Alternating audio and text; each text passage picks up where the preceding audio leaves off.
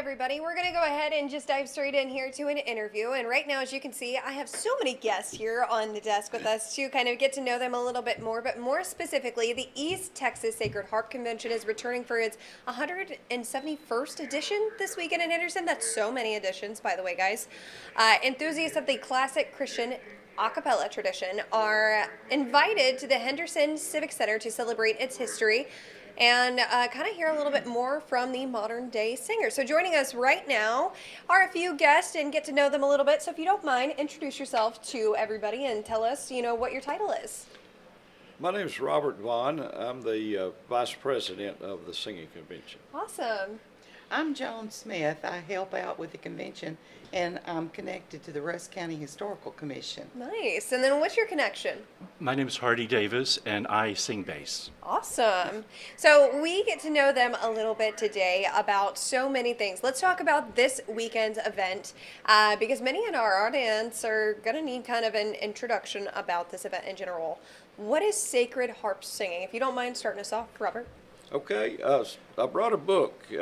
Sacred Harp Singing is a shape note singing book. We sing a cappella songs using shape notes. We sing the notes, the syllables first. We sing the words later. The book was first compiled in 1844 in Georgia, and it's been passed down to us today. We started our convention in 1855, only 11 years after the book was published. Yeah. So maybe that helps a little bit. That's awesome. All right, well, Joan, can you tell us a little bit more about the history behind worship music? My history behind worship music started when I was just a baby. My mom would take me to singings all over Russ County, and she told about going to singings with her her uncle Jesse Deason, riding in the back of a pickup truck, hanging on to the front of the pickup, and her brothers and sisters. So this tradition's been going on a long time, and we've just discovered a book that maybe was in the Depot Museum in Henderson that names some people in the county from years and years ago, Crawfords and Vaughns and Smiths. There's Lon A. Smith, who was the railroad commissioner in Henderson until 1940, and his family was involved. He's my husband's great uncle. So connections everywhere. Yes. Okay, well, Hardy, a question for you now. Let's talk about the importance of sacred harp singing. I know that you're a bass player. You had mentioned that, right? I sing the bass part. You sing? Oh my gosh. Okay, all right. So I'm learning so many things too here on this interview. This is great. Tell me why it's so important. Well, I think it's a beautiful art form, first of all. And second, I think the texts that we sing, many of them were written, back in England in earlier centuries, but are still being written today. This is obviously something that is continuing to the present day. As a matter of fact, people have written new sacred harp songs that we include in subsequent hymnals. So. That's awesome. Well, learning so many new things every single day, and the importance of this event is what this interview is all about, to get to know it a little bit more. So this weekend's event, it's inviting both singers and visitors. What can attendees expect to see and hear? Okay, when they first get there, they'll see some snacks, coffee.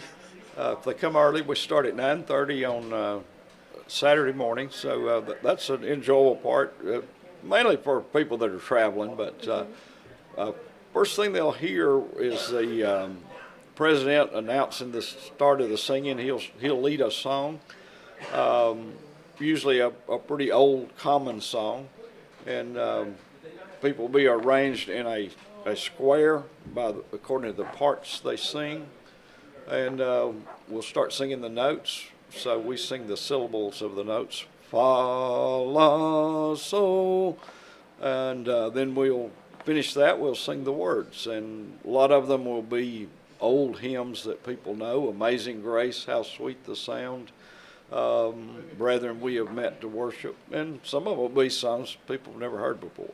That's amazing.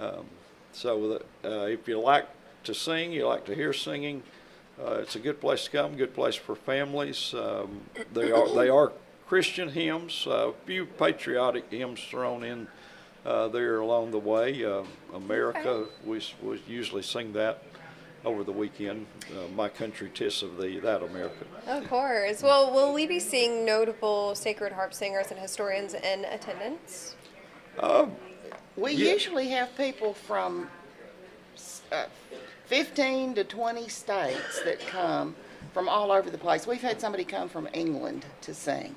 Sacred Harp singers are everywhere, and it kind of died down in the late 1900s, but it's kind of picked back up since 2000, and we have young people coming in. People are learning it in colleges now.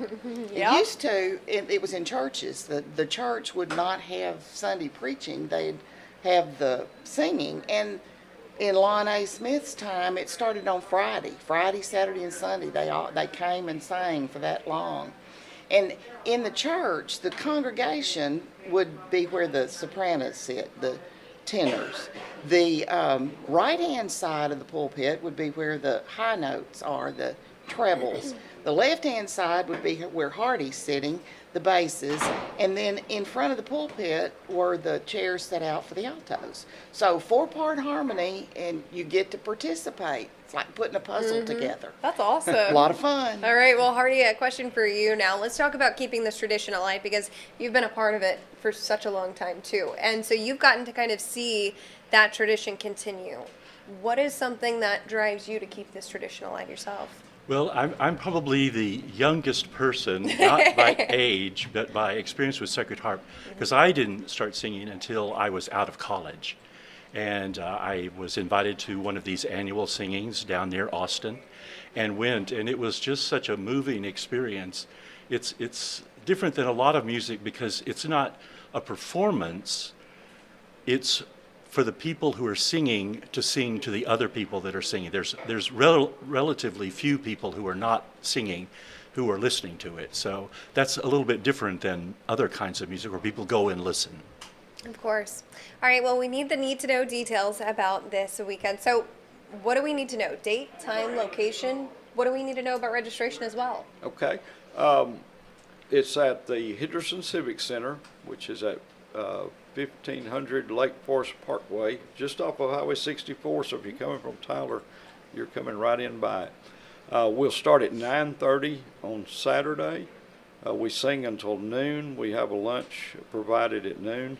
Sing until about 3 on Saturday. We start at 9 on Sunday. I have a meal at noon. We sing until about 2:30 on Sunday. The end time's always whenever we get ready to quit. Of course. But we try to start on time. Registration, you just come in and sign up. Doesn't cost anything. The meal doesn't cost anything. It doesn't cost anything to sing. There are some things that are for sale if you want to buy a book. We also have books to loan to people. There's some other things that we do for fundraisers, and anybody's welcome to make a donation to keep the singing going. That's amazing. So maybe that covers most everything. I think. All right. Well, thank all three of you. Thank you so much for coming on here on the show to kind of talk a little bit more about this event. Good luck as well. Thank you. And it was very nice to meet you guys. Thank you. All right, we're going to go ahead now and take you guys over here just to a very quick break. We'll be right back here on East Texas Now with more in just a few.